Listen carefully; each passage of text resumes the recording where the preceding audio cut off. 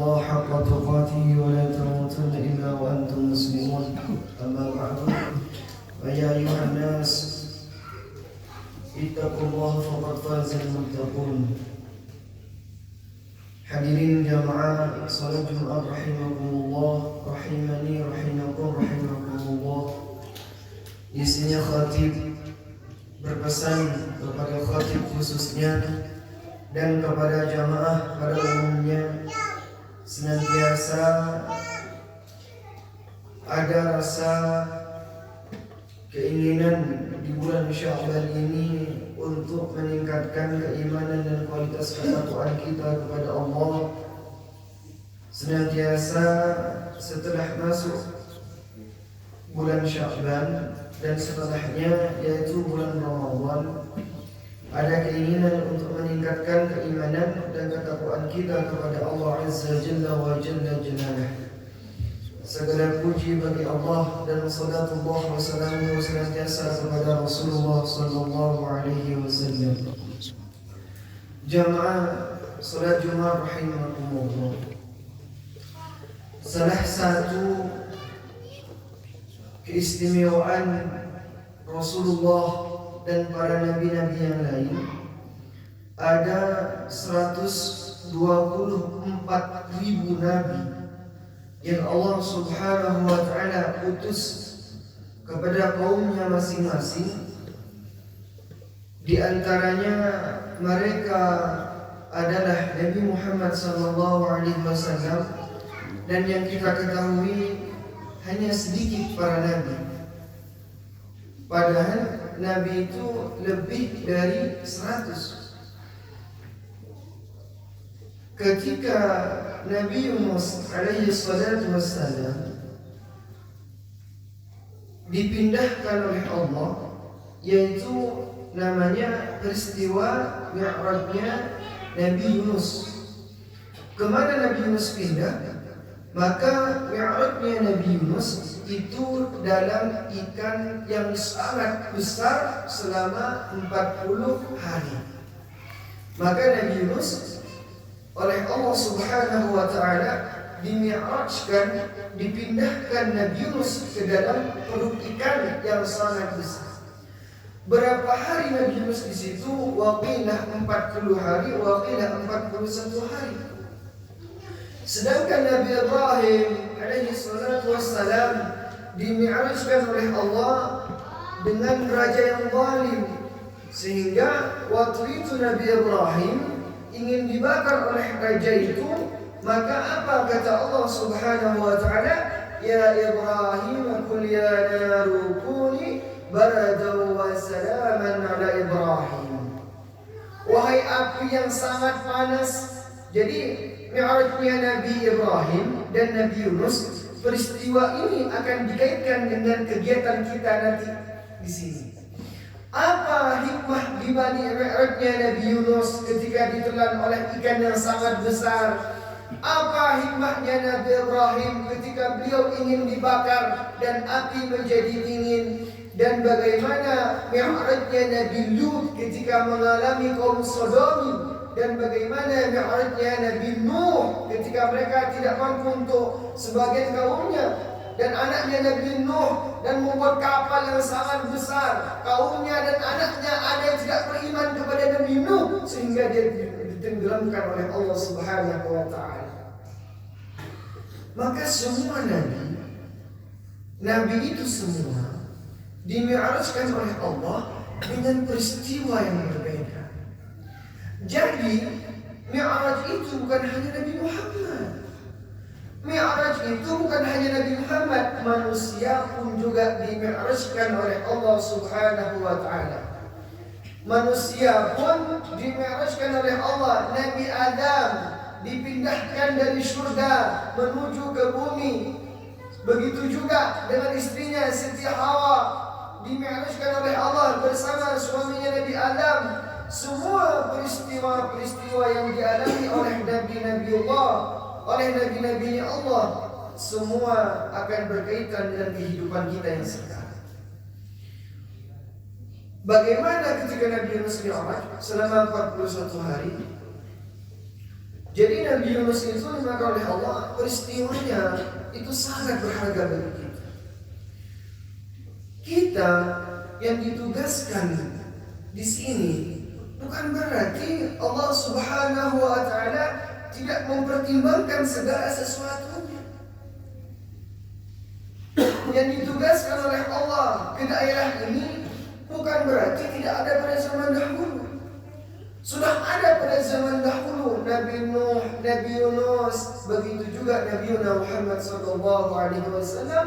Ketika Allah Subhanahu wa taala membukakan pintu khazinus sama, di mana pintu langit-langit Allah bukakan, maka setelah dibukakan Nabi Allah bertemu dengan beberapa nabi.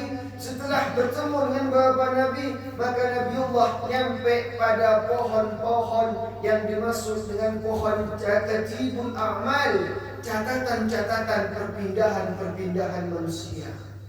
Apa pohon itu? Dikenal dengan pohon Lauhil Mahfuz. Catatan si A, catatan si B, catatan si C. Maka Rasulullah nyampe di situ, namanya Sidratul Muntaha. Peristiwa itu Allah catat ketika Rasulullah sampai berjumpa dengan Allah Subhanahu wa taala. Maka catatan manusia, catatan perpindahan, catatan penugasan, catatan perpindahan tugas, catatan rezeki, catatan amal, catatan jodoh, maka semua tertulis fi Lauhil Mahfuz. Hanya Rasulullah SAW yang dinamakan oleh malaikat Jibril. Apa kata Jibril? Ya Rasul, di Sidratil Muntaha, disinilah tempat di mana manusia dicatat, mulai lahir, mulai perpindahan, mulai penugasan, mulai kematian, mulai menikah, mulai rezeki. Disitulah Rasulullah mencatat, melihat catatan umat dan amalnya. Itu yang dimaksud dengan takdir.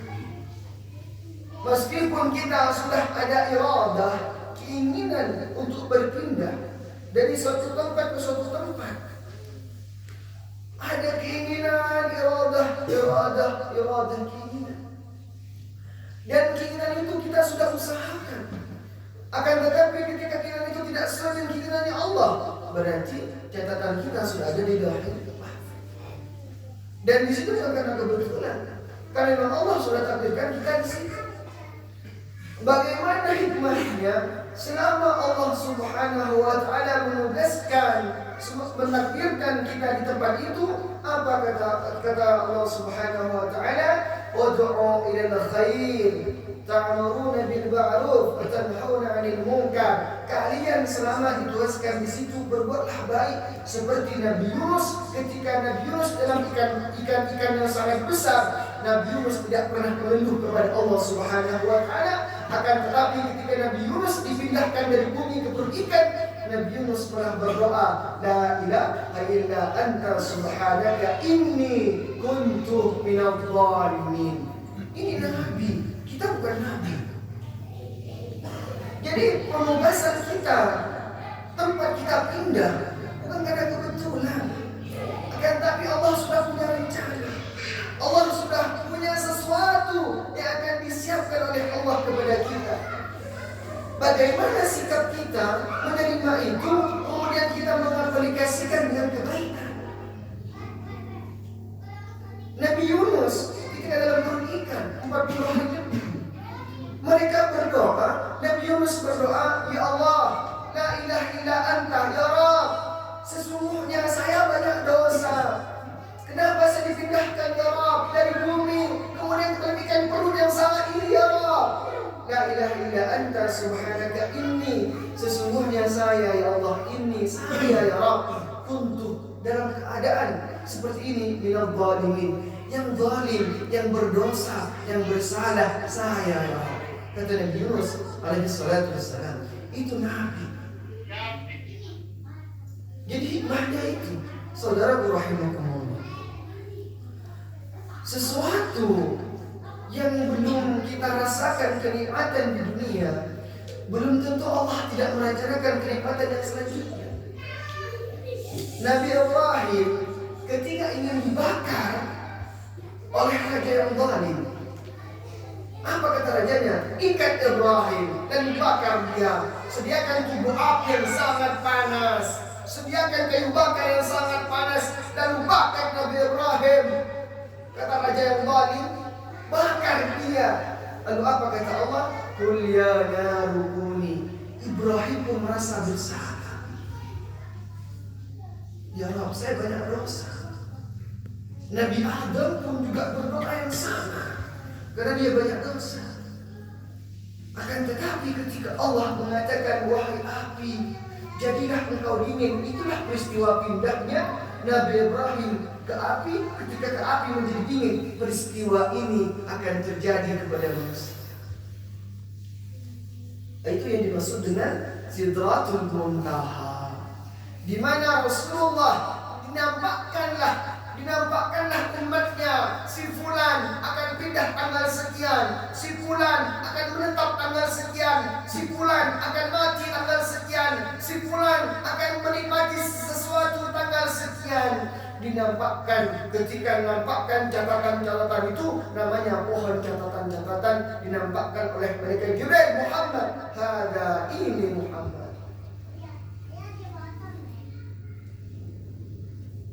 Jadi, jemaah rahimakumullah, perjalanan hidup kita yang sekarang itu sudah dialami oleh Nabi-Nabiullah yang sebelum kita. Kita bukan Nabi, tapi kita umatnya Nabi.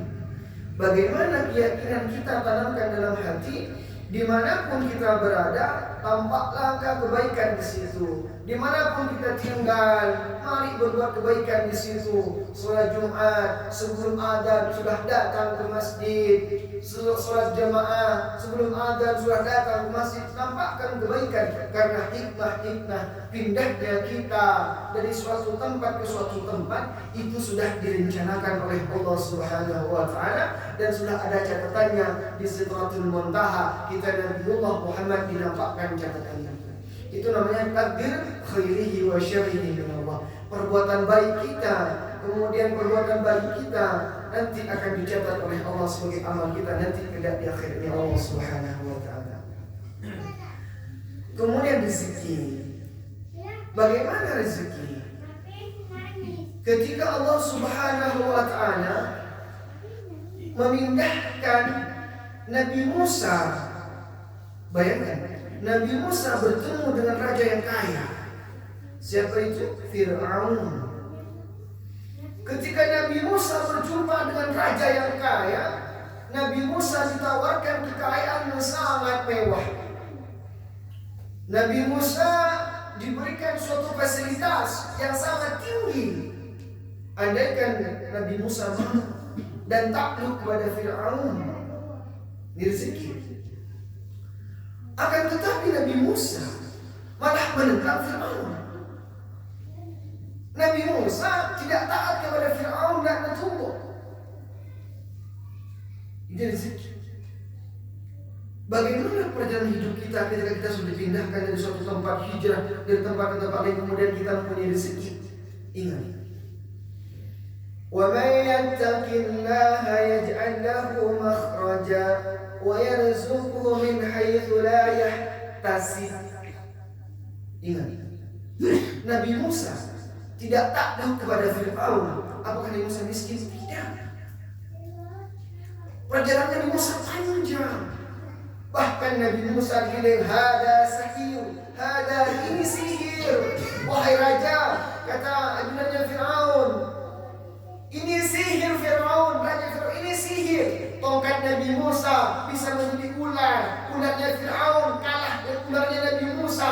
Setelah Nabi Musa ditawarkan harta, tahta, kekayaan, perjalanan Nabi Musa panjang sehingga Nabi Musa hampir dibunuh oleh Fir'aun. Maka apa yang terjadi kepada Nabi Musa? Nabi Musa dihijrahkan oleh Allah Subhanahu wa Ta'ala. Musa, pukulkan tongkatmu ke lautan, maka lautan itu akan terbelah menjadi dua. Maka Nabi Musa hijrah pindah. Nah, itu rezeki. Kalaupun rezeki kita bukan di sini, insya Allah ada tempat lain. Kalau kondisi kita bukan di sini, tempat lain ada di sini. Itu peristiwanya. Maka segala sesuatu yang terjadi pada Nabi Musa itu juga terjadi pada kita. Kalau rezeki kita tidak ada di sini, ada di tempat lain. Kalau bukan tempat lain, di sini. Itulah rezeki. Yang penting kita, ketika Nabi Musa ditawarkan pekerjaan dan dia tidak mau, ditawarkan jabatan dia tidak mau, apa? Yattaqillah yaj'al lahu makhraja. Nabi Musa bertakwa dan beriman kepada Allah. Ketika dia membelah lautan menjadi dua, maka dia jalan dengan pengikutnya Nabi Musa yang beriman kepada Allah. Fir'aun tenggelam lalu mati Fir'aun. Karena tandanya apa? Karena Fir'aun dia sombong. Maka hadirin jamaah sholat Jumat rahimahumullah, rezeki dan pekerjaan, rezeki dan jodoh, rezeki dan takdir, perpindahan dari kita pindah dari suatu tempat ke suatu tempat, itu bukan kebetulan. Allah sudah catat di sidratil muntaha. Nabiullah dinampakkan, ini Muhammad. Lalu bagaimana sekarang kita menyikapi yang pekerjaan kita yang sekarang, kegiatan kita yang sekarang, menyikapinya dengan sabar dan beriman dan bertakwa dan berbuat baik kepada Allah, dan hablum minallah wa hablum minannas. Sesama manusia berbuat baik, samakan berbuat baik, selama hamba Allah berbuat baik, dan kepada Allah kita tingkatkan ibadah kita insyaallah.